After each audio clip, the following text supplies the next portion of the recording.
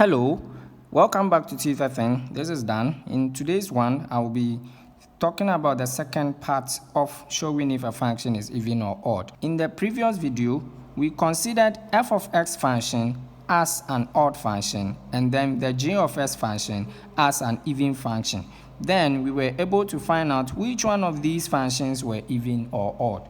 The fog of x, the gog of x, the gof of x, and fg of x, which is the product function.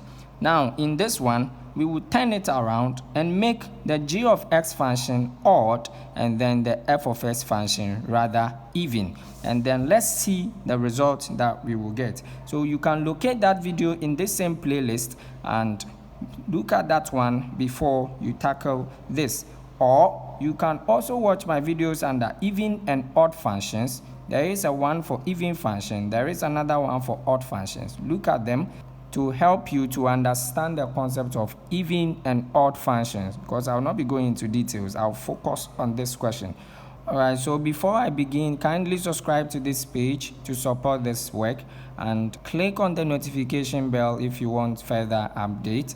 Let's see what we have. So before we start, the first thing you need to do is to write down your rule by reading the question very carefully. The question says, if the function f of x and g of x are respectively even and odd, this means f of x is even, g of x is what? Odd. So now if f of x is even, then f of negative x would give us f of x. So we have our f of x is what? Even. So therefore, when we test f of negative x is equal to f of x, then we said g of x is odd, then g of negative x is equal to minus g of x. So this is our rule. G of negative x equal to minus g of x. F of negative x is this. From the question, coming from the question. So now we can start the first calculation. So here we have now fog of x. We can rewrite this as the outer function f containing the inner function g of x. So we have g of x. And I told you that this thing you are seeing here is a composite sign. So f composite g. The first function is called the outer function. The last function is called the inner function. Remember that the outer function, you don't write the x. Okay, so from here, we will now test this result with negative x. Now, wherever we see x, we put negative x. So we have fog of negative x giving us f into g of negative x. Then, from here, we move on to our rule. G of negative x. What is the result for g of negative x? It is giving us what? This one, minus g of x. So wherever you see g of negative x, substitute minus g of x. So this is fog of negative x being equal to f into minus g of x. Now, listen very carefully. Now that we have gotten here, you cannot bring out this negative until you find out whether this function can eat it up or cannot eat it up. For f of x to be able to eat up this negative sign, f of x must be an even function, because all even functions generate what? A positive result when tested with a negative what? X. So now we move on to what? The rule given to us, and then we check. So f of x function here, when we move to the rule, we can see f of x is even. So when f of x take a negative x or a negative function, it will generate the positive what? Result. So now, as we can see here, we are having a negative g of x. Assume that this g of x is just an ordinary x, like we have here. So when we assume that this g of x is just an ordinary x, then we can say that f of x will eat up this sign, because when you test with a negative function, you get what? A positive result. So this is the same as fog of minus x equal to f of what? G of x.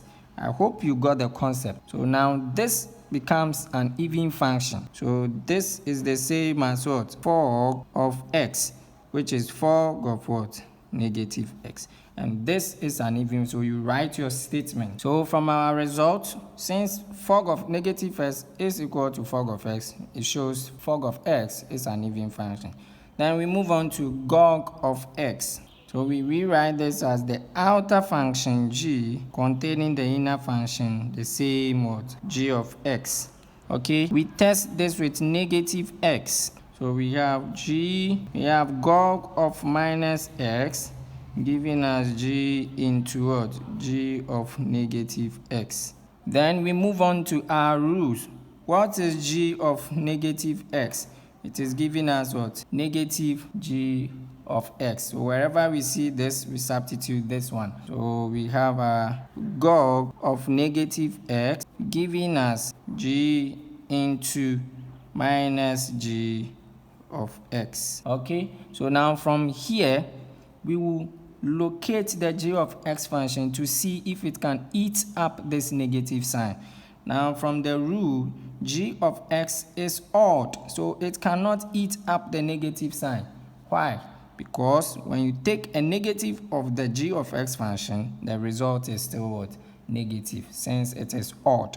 So from here, this becomes gog of negative x equals, because this is not an even function, it cannot eat up this negative sign. So now you can bring it outside by having minus gog of what? X. So gog of negative x in this sense is an odd function. So we write down that statement. So we say that since gog of negative x equals negative gog of x, it follows that gog of x is an odd function. So the next one, we move on to gog of x. We rewrite this as g into f of x. Okay, then from here we test with negative x. Then we have a gog of minus x giving us g of f of minus x. Okay, now go back to the rule. Here we are. What is f of negative x? The result is still f of x. This is very simple. We have gog of minus x giving us g of what? F of x. G of f of x is the same as gog of x, which is equal to gog of negative what?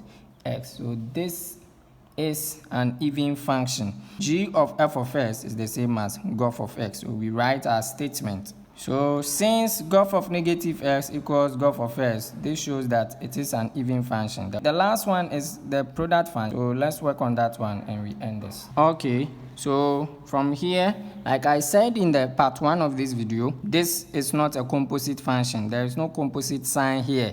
So this is a product function. So f of x function times g of x function. So you rewrite this as f of x multiplying g of x.